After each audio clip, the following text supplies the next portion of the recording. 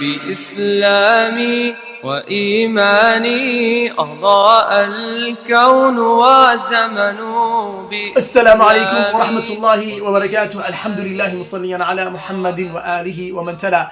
Today we have with us Ustad Abdirahman Kaariye from Seattle. Jazakallah khair. Allah yabarak. Big timer. So inshallah ta'ala, today we have a very, very sensitive, emotional topic that is has to do with a lot of how our behaviors and how we behave in life, and that is holidays.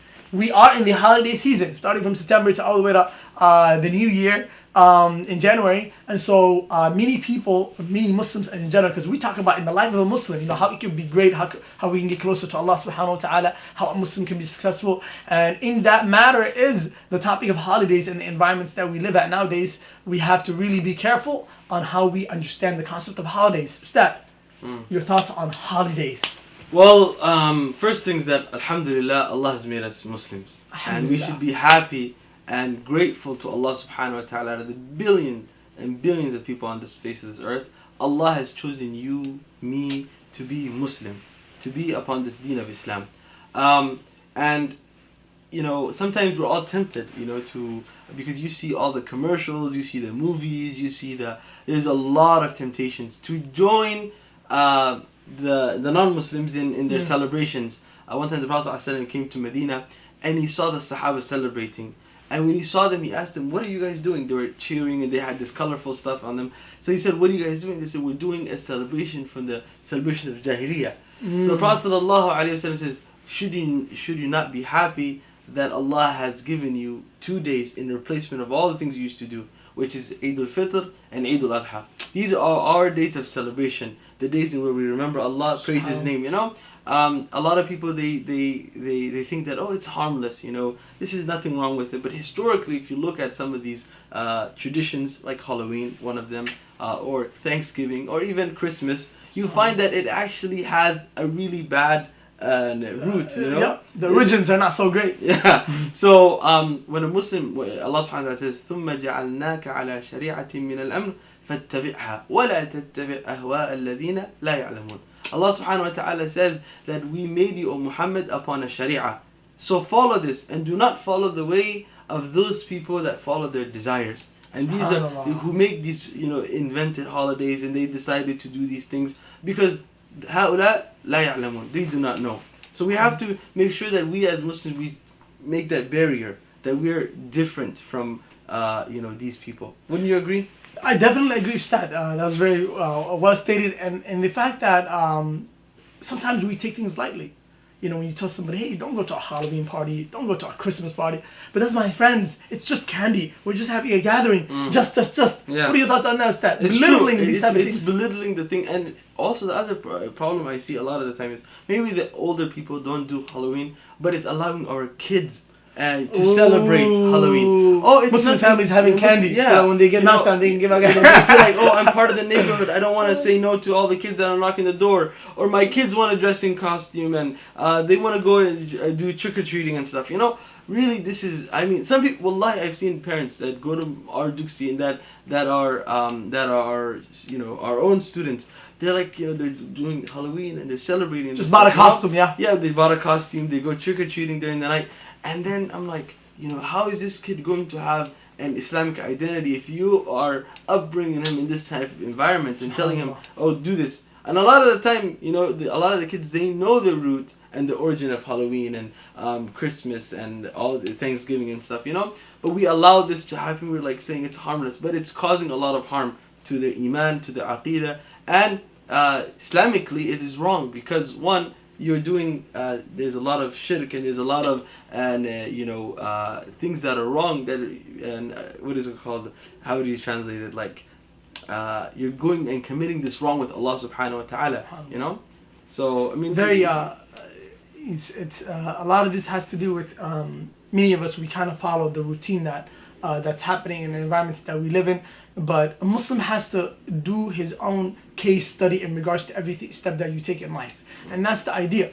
فَعْلَمْ أَنَّهُ لَا إِلَهَ إِلَّا اللَّهِ. Our deen is based on having knowledge of Allah subhanahu wa ta'ala and what Allah subhanahu wa ta'ala really wants us to do in this life. Because that's where true success is there. Right? Halloween, all these things, these are, steps where it could really harm you in a certain extent. And then the shaitan can get you to practice these type of things, to attend the party. Many of these things, look at it. The foundation of them, or the origins, look into them, ikhwani. Look into the origins of Halloween. We don't have time to do a whole video on it. We could, but, and if it's needed, let us know, inshallah. Halloween, Thanksgiving, Christmas, you know what I mean? Some of these things are huge shirk-like things that would turn into holidays, and also, sometimes for business. And also, it's a billion-dollar industry in America. For business, yeah. Yeah, a lot of, Valentine's Day, all these, this is a money-making business. Yeah. There are companies that literally live on this just one holiday. These 4 months, yeah, that's it, wallah. So, just know that you are, Don't become part of the transaction, yeah. That's true. Don't be part of this scheme that's going on. And you're a Muslim, and be proud of your deen that Allah has given you. That's the thing. That's the most important thing. And most of these things, they lead to muharramat. That's how you know something's haram. Be like, it's just Halloween. The thing itself is haram, and then it only leads to a bad environment that's full of haram. So you end up doing this and getting a sin, but then you end up going to these places and causing yourself to do more sin. And among them is like wishing them happy holidays. To wish a non-Muslim who's going and committing shirk. Where he's going, happy holidays. Yeah, happy holidays. You're telling him, hey, listen, go enjoy yourself while you go and commit shirk. Really, that's what you're telling him, So when he goes and he celebrates Christmas, that's what you're really telling him. And you say, Happy Christmas, brother. Or Merry Christmas and these type of things. This is not a slogan or a statement that a Muslim should say. And if someone says it to you, be very upfront about it. Say, I don't celebrate it. And then tell them the beauty of Islam and give them da'wah. Don't be shy about it. You are not forced to say Merry Christmas or Happy Holidays. That is not a requirement, Yeah. A lot of people, they get tempted and they're like, it's harmless. It's just one statement. But it can do a lot of damage to you, especially if you know the meaning behind it, Yeah. May Allah protect us all. And these people, eventually, most people, they don't correct people because they're afraid of their status quo. Yeah. You know what I mean? That's my partner. I work with them. My friend, my true. neighbor, my so on and so forth. Yeah. But if you honestly, you advise them and you talk to them, that will, in return, will give you a better understanding of them. They will actually like you better. That's true. But you thinking that if I correct the status quo and I'm watching out for my position at work and because I have to go to the Christmas party because everybody from work is going there. It's not gonna help you much. Yeah. As a matter of fact, some Muslims, they hold the Christmas parties at their houses. I remember last year, a brother held the Christmas party at his house so that everybody could come. Wow. Look how far that brother had to go in order for him to do that. What he's seeking, maybe a better dunya, better status quo. You know what I mean? Because he knows it's wrong to be doing something at that level, especially. And this is an adult doing it. I mean, what I remember is when I was growing up, they indoctrinated in this, like they just brainwashed us into all of the Christmas themes.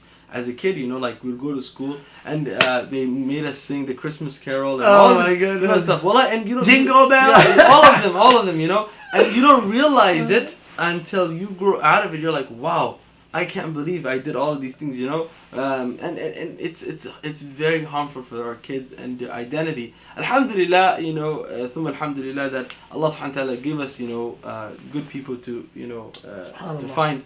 But had it not been, we would have been, probably having Christmas trees in our homes, So you as a parent, you as an older brother or sister, have to take a leadership and teach the ones younger than you about the traditions and where they come from, Well, that's really it.